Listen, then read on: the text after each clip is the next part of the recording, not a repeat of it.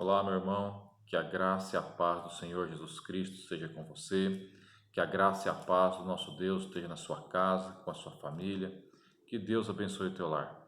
Meu nome é João Paulo e eu tenho uma palavra de Deus para o seu coração nesse momento. A palavra que eu quero dizer com você hoje é a importância de termos dentro de nós o maior tesouro do mundo. Eu quero ler um texto, ele está no livro de 2 Samuel, capítulo 6.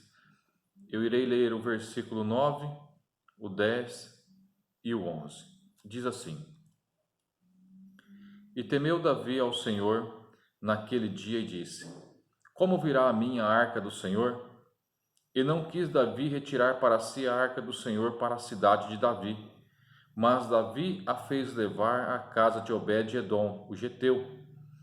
E ficou a arca do Senhor em casa de Obed-edom, o geteu, 3 meses.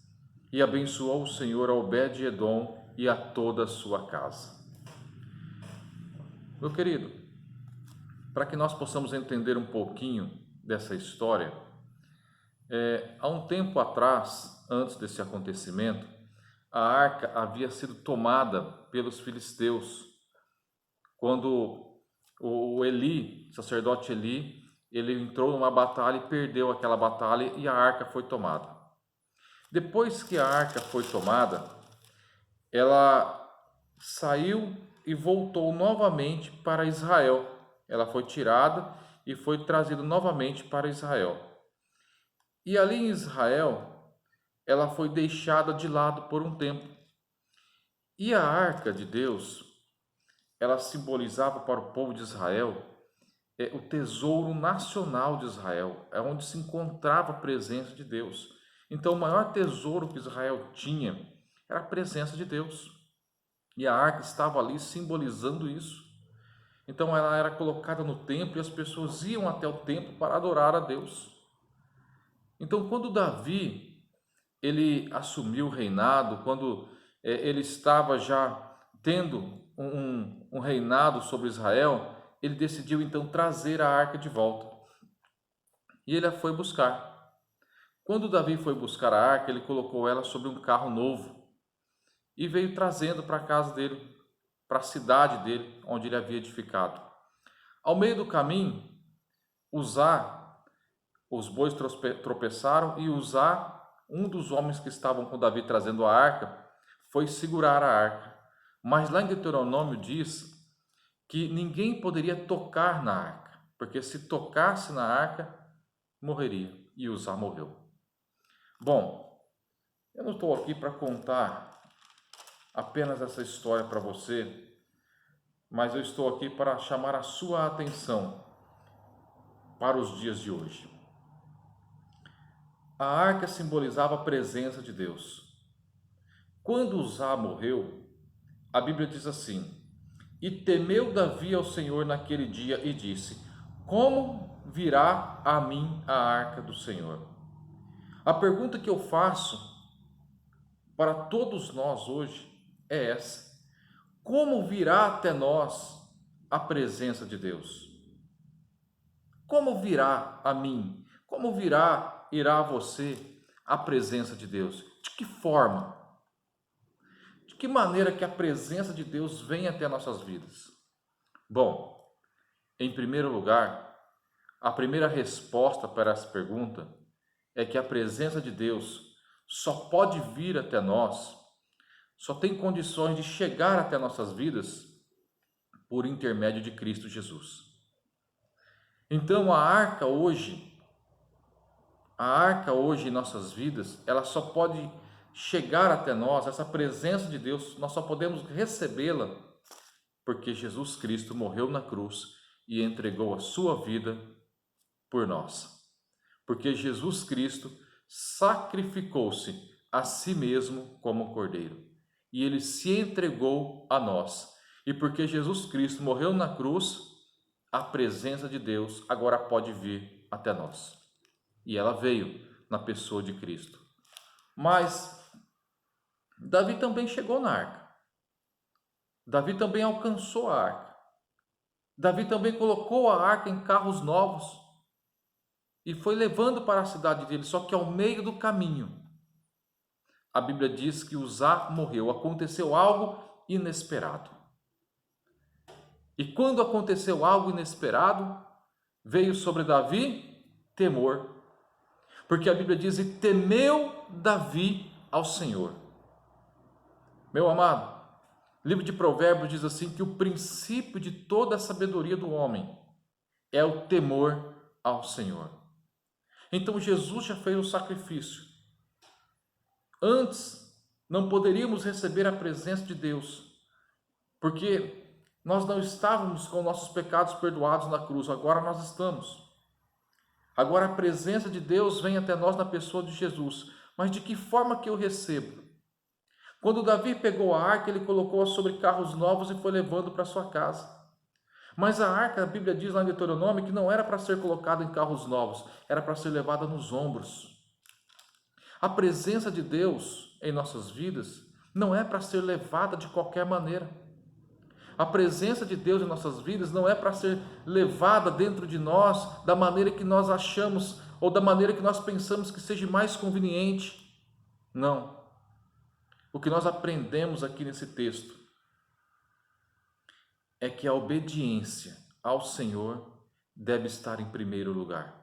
Davi veio todo eufórico, trazendo a arca, dançando, com seu saltério. Ele veio ali louvando a Deus, e toda essa euforia, toda essa alegria era boa, tinha as melhores intenções. Porém, nós não podemos deixar que a nossa alegria, que a nossa euforia momentânea deixe de observar a palavra de Deus. A euforia tem que estar junto com a obediência. Sempre que estamos cultuando, ou que estamos alegres com alguma coisa, ou que algo deu certo, que nós estamos realizando tudo, nós devemos comemorar, sem deixar de obedecer a Deus. Nós podemos comemorar aquilo que Deus faz, porém, levando o princípio da palavra de Deus dentro de nós. É dessa maneira, é dessa forma que nós devemos fazer para Deus. Agora Davi teme ao Senhor e fala assim: olha, eu não vou mais levar a arca desse jeito. E Davi resolve deixar a arca na casa de Obed-edom. E deixou a arca ali, e por um tempo, durante 3 meses, a arca ficou na casa de Obed-edom. E a Bíblia diz que Obed-edom prosperou. A casa de Obed-edom foi abençoada, porque onde está a presença de Deus, a bênção. Quando a casa de Obed-edom foi abençoada, Davi começou a observar a bênção lá na casa deles. E Davi falou assim: olha, é um sinal de que Deus está conosco. Vamos buscar a arca da casa de Obed-edom e vamos trazer novamente a cidade de Davi. Só que agora Davi foi o quê? Com temor. Eu quero dizer para você hoje, meu amigo, que independente de qualquer situação que possa estar acontecendo no mundo, independente de qualquer calamidade ou de qualquer pandemia que o mundo possa estar passando, nós precisamos ter temor a Deus. Porque quando nós carregamos a presença de Deus com temor, quando nós levamos dentro de nós a presença do Espírito Santo, que é o nosso maior tesouro, aquilo que o homem pode carregar de mais precioso sobre a terra, não é os bens que ele tem, mas é o tesouro do Espírito Santo na vida dele. E quando nós carregamos esse Espírito Santo dentro de nós com temor, não importa o que irá acontecer a caminho, não importa o que irá acontecer na trajetória, nós temos uma plena certeza de que o temor traz a presença de Deus, e a presença de Deus nos torna seguros. A presença de Deus nos torna pessoas prontificadas a dizer: Senhor, eu estou disposto a estar com a tua presença, independente de qualquer situação. Sabe, irmãos, temos recebido nos últimos dias notícias trágicas do que está acontecendo no mundo. E pessoas têm ficado desesperadas, muitos com medo da morte. Ei,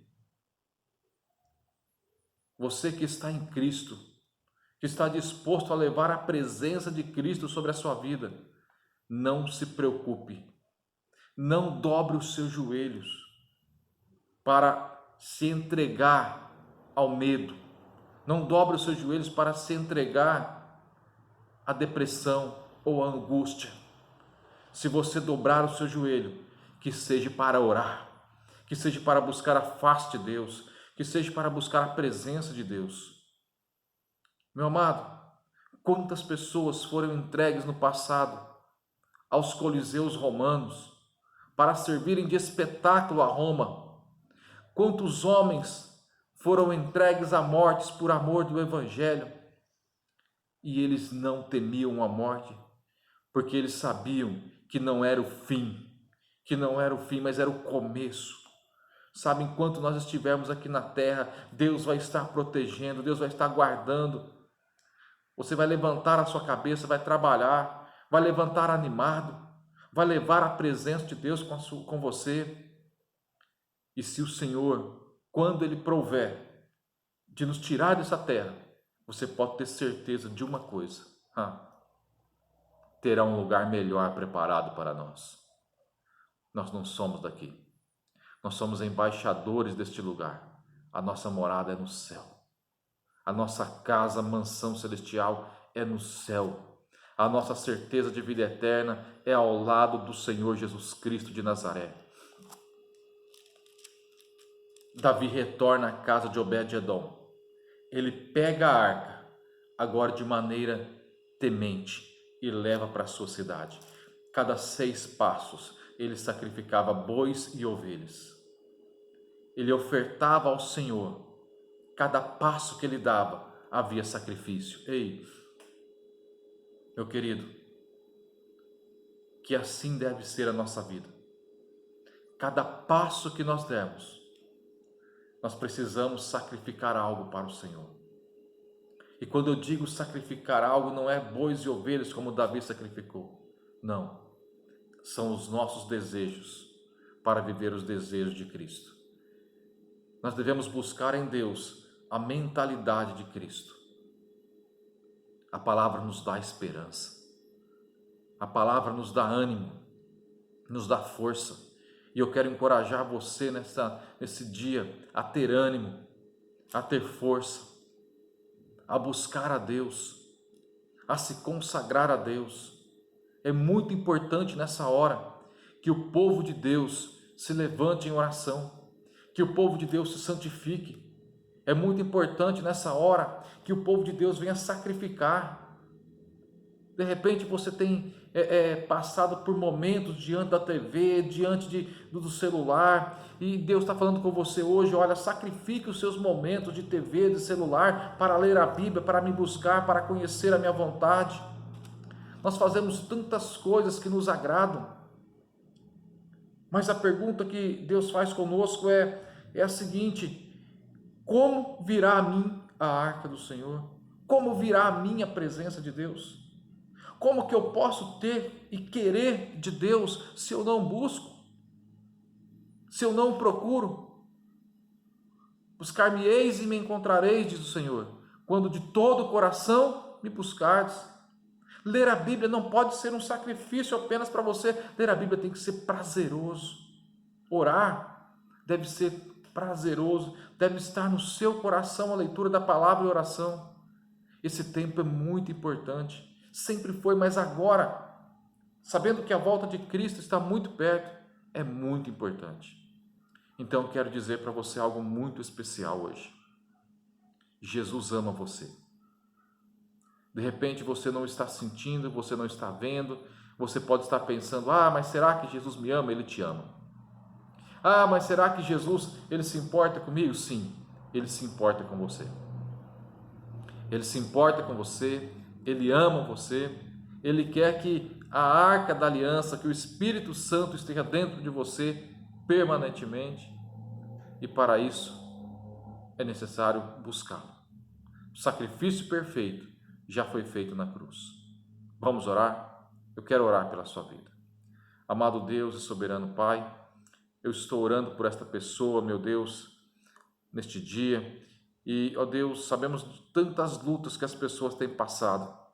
Ó meu Deus, muitas vezes são lutas que parece que estão fora do nosso alcance, que perde o controle, Senhor. Mas o Senhor é Deus. O Senhor é quem conhece as lutas, o Senhor é quem conhece a nossa casa, a nossa vida. Quantas pessoas têm passado por momentos de angústia, por momentos, ó Deus, de solidão dentro das suas casas. Quantas pessoas, meu Deus, têm passado por momentos difíceis. As suas mentes, ó Deus, estão, ó Pai, muitas vezes confusas, pessoas que estão desesperadas, com medo, mas a Tua presença está conosco. Senhor, entra dentro dessa casa, entra dentro desse lar, eu te peço em nome de Jesus e abençoa este lar.